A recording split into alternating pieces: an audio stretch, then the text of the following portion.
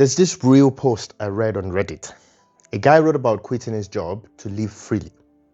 No boss, no schedule, just him, his laptop, and the idea of peace. 3 months later, he's posting on Reddit asking how to stay productive when every day feels the same. And that hit me because I've been that guy. In fact, maybe we all have. We chase freedom like it is the finish line, but once we get it, we realize no one told us how to hold it. And the truth, freedom without structure is chaos wearing nice clothes. And the older I get, the more I see that the people who look the most free are not the ones doing everything. They're the ones who have learned when to stop. We don't drown because we are trapped. We drown because we drift. I heard the line once from a burnout coach talking about high performers. There's a novelist in Japan, Haruki Murakami. He became famous not just because of his books, but because of his routine. In fact, in an interview, he explained that whenever he's writing a novel, he wakes up at 4 a.m., is going to write for about 5 or 6 hours, and then he goes on a 10-kilometer run, swims for about 1.5 kilometers, before he then reads and listens to music at night. He will repeat this every day, and he said that the repetition itself becomes a kind of mesmerism that lets him go deeper into his work.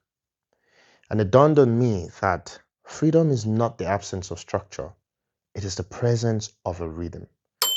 Murakami does not cage himself. He builds a frame strong enough to create within. And for me, that is real freedom. Direction that steadies you instead of drowning you. Motivation is like caffeine. It is very useful, I know that, but it is also temporary. The crash is guaranteed.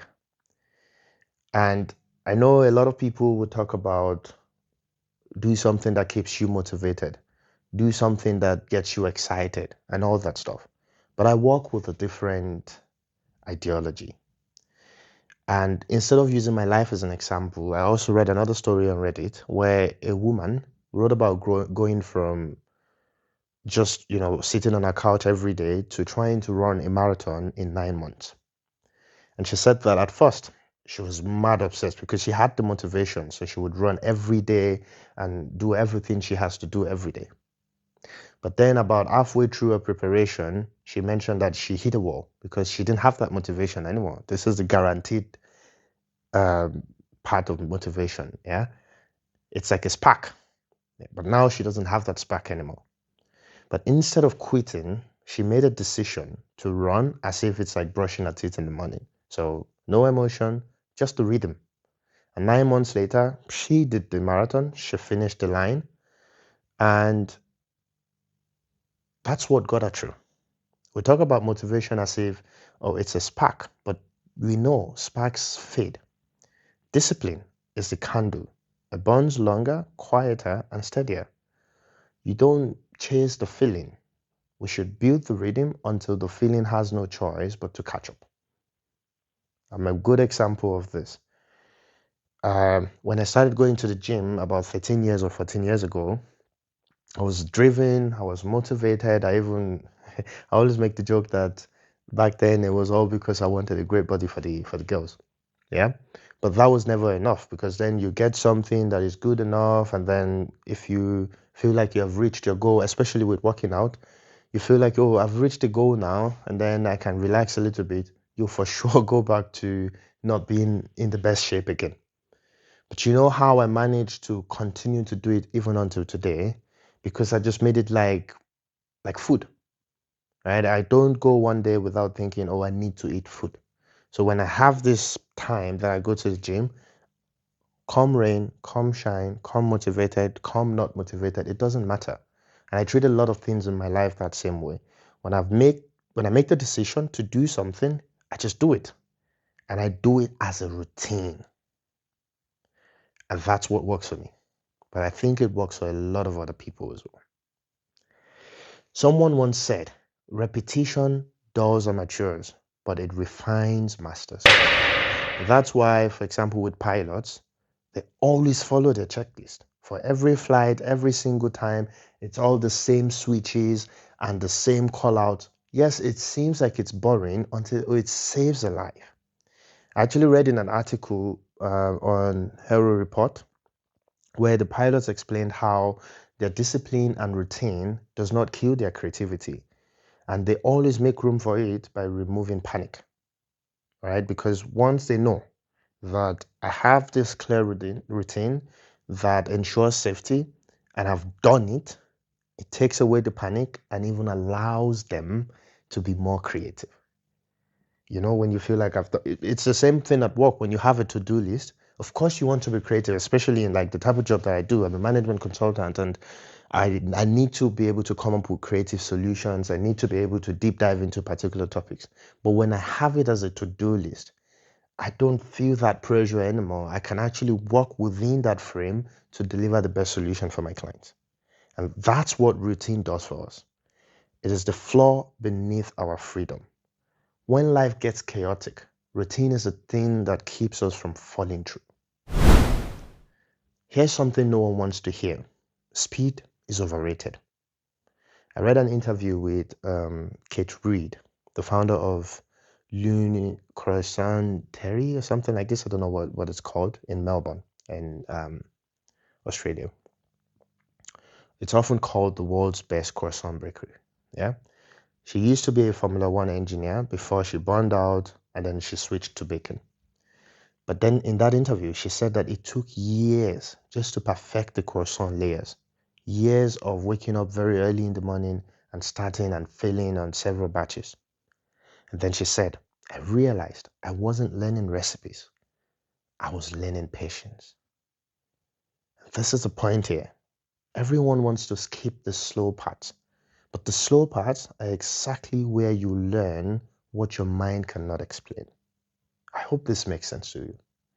This is why people that have mastered certain things, it looks effortless because they have gone through that slow part. And usually when you know that you've truly mastered something, of course you want it to look effortless, but then you also know and trust in the effort that you have put in behind the scene way long ago before anyone started noticing. Let me ask you this. When was the last time you kept a promise to yourself? Not to a boss or a friend, just to you. That's where confidence really comes from. It's not the speeches that we make. It's not the hype. It's just when you can show the evidence of staying true to yourself. Let's take Peter Bowl. He's an Australian Olympic runner. He said his biggest breakthrough was not physical, it was mental. And this is what I've been screaming about in every single episode. I think about 4 or 5 episodes now. Mental, mindset change. This is what I've been talking about.